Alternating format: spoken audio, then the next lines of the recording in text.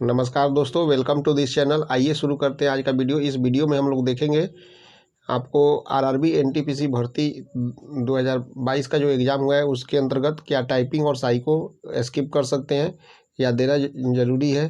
यदि नहीं देते हैं तो इससे क्या फ़र्क पड़ेगा, इसे हम लोग देखते हैं। तो आइए शुरू करते हैं आज का वीडियो। हम लोग जैसा कि हम लोग नोटिफिकेशन में हम लोगों ने देखा था कि 13 टाइप का पोस्ट निकला था आरआरबी एनटीपीसी के अंतर्गत, जिसके अंतर्गत जूनियर क्लर्क कम टाइपिस्ट का स्किल टाइपिंग टेस्ट होना था। उसके बाद में अकाउंट क्लर्क कम टाइपिस्ट का टाइपिंग स्किल टेस्ट होना था, जो कि लेवल 2 का पोस्ट था। जूनियर टाइम कीपर का जो है टाइपिंग टेस्ट होना था, लेकिन ट्रेन क्लर्क का कोई भी स्किल टेस्ट नहीं था। कमर्शियल कम टिकट क्लर्क का भी कोई स्किल टेस्ट नहीं था।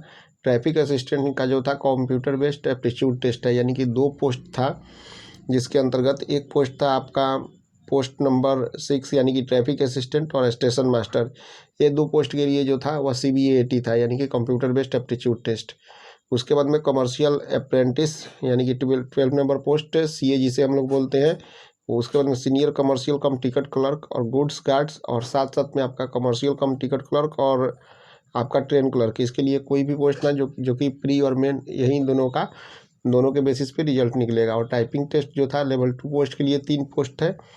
फिर उसके बाद में आपका लेवल 5 का 3 पोस्ट है, यानी कि सीनियर का कलर कम टाइपिस्ट, जूनियर अकाउंट असिस्टेंट कम टाइपिस्ट, सीनियर टाइम कीपर। ये तीनों पोस्ट के लिए टाइपिंग स्किल टेस्ट है।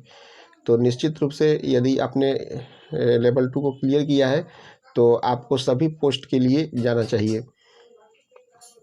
मतलब आपका टाइपिंग स्किल टेस्ट और CBAT भी देना चाहिए। CBAT देना इसलिए ज़रूरी है क्योंकि यदि आप जो भी आप पोस्ट प्रेफरेंस भरे होंगे, यदि आपको ये पोस्ट नहीं मिलता है तो निश्चित रूप से वो पोस्ट मिल ही जाएगा। यदि आप रैंकिंग में यदि आप नीचे आते हैं, तो यदि आप CBAT नहीं दिए हैं तो निश्चित रूप से इस पोस्ट को नहीं मिल पाएगा। तो इसलिए एनटीपीसी में आपको कंप्यूटर बेस्ड एप्टीट्यूड टेस्ट देना चाहिए। यदि मान लीजिए कि उस पोस्ट के लिए आप एलिजिबल नहीं रहते हैं, यानी कि कट ऑफ नहीं क्लियर करते हैं, यानी कि जिसमें टाइपिंग टेस्ट नहीं है या टाइपिंग टेस्ट है, तो निश्चित रूप से स्टेशन मास्टर या आपका ट्रैफिक असिस्टेंट है, इन दोनों में से कोई पोस्ट आपको निश्चित रूप से मिल सकता है।